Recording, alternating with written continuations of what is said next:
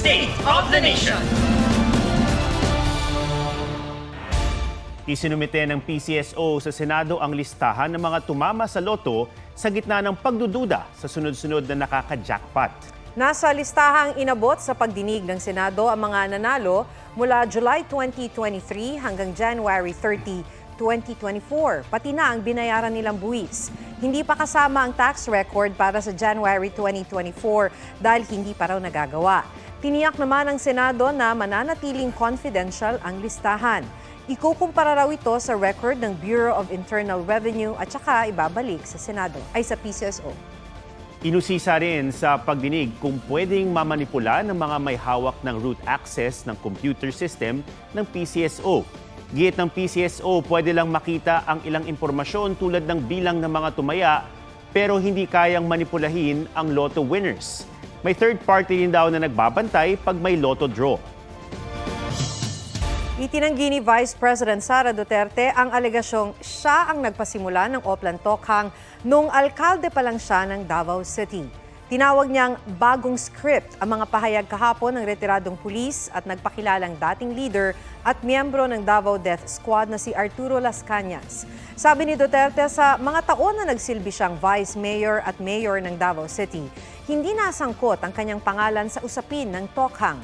Tinawag din ng bise na panghihimasok sa soberenya ng bansa ang anyay pakikialam ng International Criminal Court sa hudikatura. Ibinahagi kahapon ni Las Cañas na sumalang siya sa pre-trial investigation ng ICC kaugnay ng war on drugs.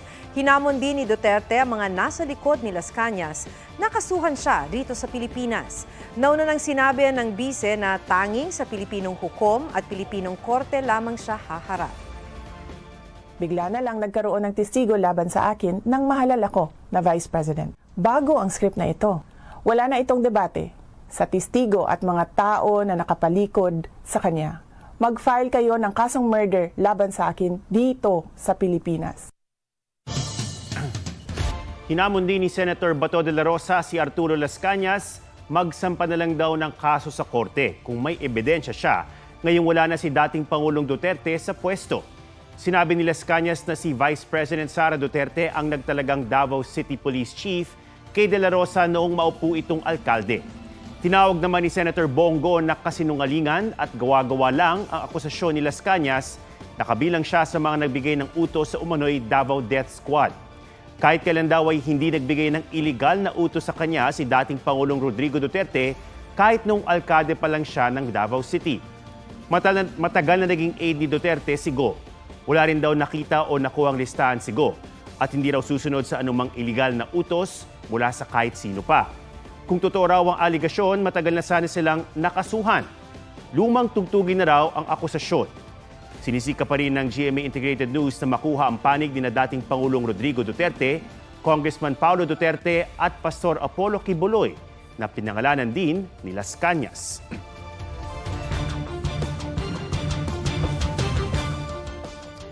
Nasa lisihan ng mga kawatan ang magkasintahang nagde-date sa isang park sa Maynila.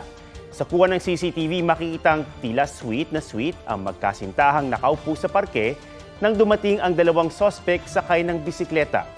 Matapos magmanman, tinangay nila ang bag ng mga biktima at agad tumakas. Natukoy at naaresto ang isa sa mga sospek na 3 buwan ng buntis. Imanado siya sa krimen at di raw nagsisisi sa nagawa. Hinahanap pa ang kanyang kasabwat. Ang mga ninakaw na gamit kabilang ang laptop at cellphone na ibenta na ng mga sospek sa isang tindahan sa halagang 700 pesos. Inaresto rin ng pulis ang dalawang inabutan sa tindahan. Sasampan sila ng reklamong paglabag sa anti-fencing law dahil sa pagbili ng mga bagay na ninakaw. Wala pa silang pahayag. Nakipagpulong si UN Special Rapporteur Irene Can kay Executive Secretary Lucas Bersamin sa Malacanang. Ayon sa Presidential Task Force on Media Security, tumagal ng 1 oras ang anilay prangkang pag-uusap ng dalawa tungkol sa press freedom at freedom of expression sa bansa. Tinalakay rin daw nila mga hakbang ng Administrasyong Marcos para protektahan ang rule of law at karapatang pantao. Huling araw na ni Can sa Pilipinas bukas, layo ng kanyang 10 araw na official visit na suriin ang lagay ng freedom of opinion and expression sa bansa.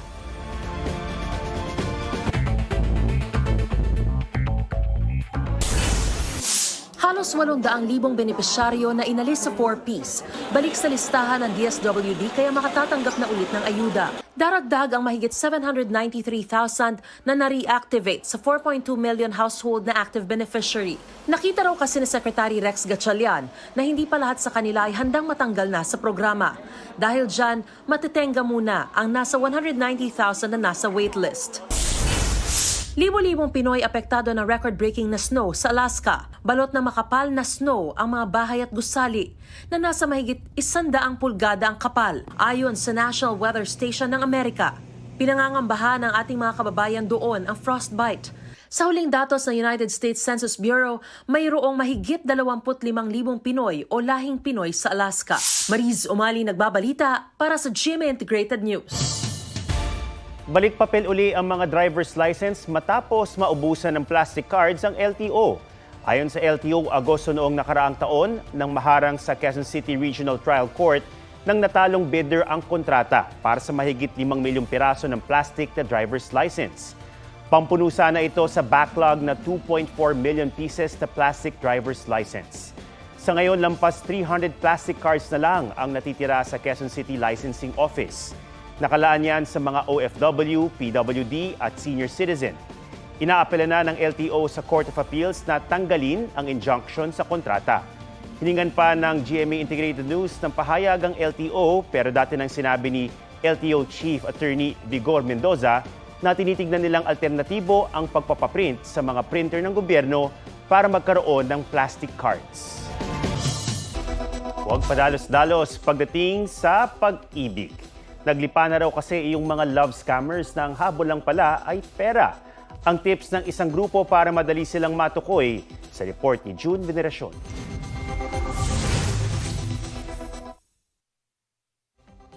May ka-date ka na ba sa Valentine's? O nagbabalak maghanap ng ka-match online? May babala riyan ang mga otoridad. Please be very alert and watch out. There will be an increase in many of the scams, especially during these occasions.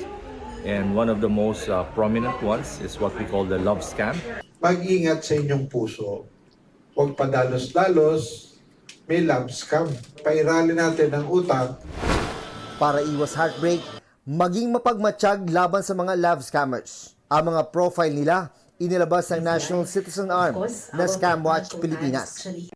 Una riyan, ang sad boy, sad girl na ang siste, nagpapaawa gamit ang malulungkot na kwento, saka mangungutang.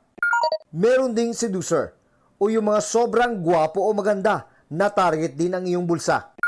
Huwag din daw papaloko sa mga investor o yung mga tila big time na hikayatin kang magpasok ng kunwaring investment. Ang the serviceman o mga nagpapanggap na nasa military service. May mga gumagamit pa raw ng mapang-akit na profile picture. Sila naman yung tinatawag na the escort. The blackmailer, yung mga pa-fall na kukunin ang tiwala mo hanggang sa kampante ka ng magbigay ng masiselang litrato. Saka iba blackmail. Ang mga the slow burn. Ito yung pinakamasakit. Kasi ang nangyayari dito is paiibigin ka talaga. At panghuli, ang mga the predator o yung may mga edad na nang bibiktima ng mga mas bata. Aminado ang PNP Anti-Cybercrime Group na hamon para sa kanila ang habulin ng mga sangkot sa love scam. Kaya dapat daw maging maingat, hindi lang tuwing papalapit ang araw ng mga puso. June Veneracion nagbabalita para sa GMA Integrated News. Itinanggi ng DSWD na may pondo ng kagawaran na ginamit para sa People's Initiative. Nilinaw rin ng DSWD na ang ipinamigay nila ng ayuda sa Bagong Pilipinas Rally nitong weekend ay bahagi ng kanilang serbisyo publiko. Tukoy na raw ang mga bibigyan ng ayuda bago pa man ang event na naging one-stop shop daw. Bahagi rin daw ito ng serbisyo fair ng DSWD. Kabilang daw sa nabigyang tulong ang mga biktima ng sunog at iba pang sakuna.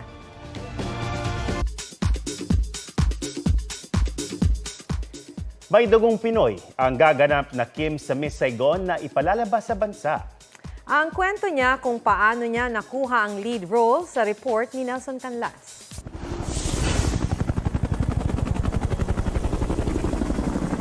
The long wait is over. Ang award-winning musical na Miss Saigon na nagbigay ng spotlight sa mga Pinoy sa international stage, ipapalabas muli sa Maynila at ang gaganap na Kim this time,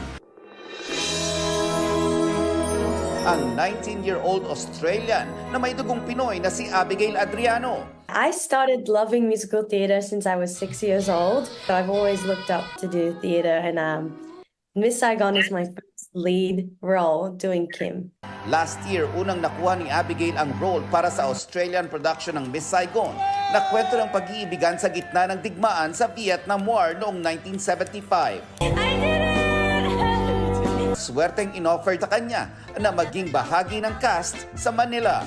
I had no idea that Cameron McIntosh, the creator and producer of the show, was in the building. And I sang for him. He just said to me, "You're the one." And then here I am, doing Kim now for Manila. Si Filipina Broadway superstar Lea Salonga na unang bumida bilang Kim sa Miss Saigon, nagbigay ng mensahe kay Abigail.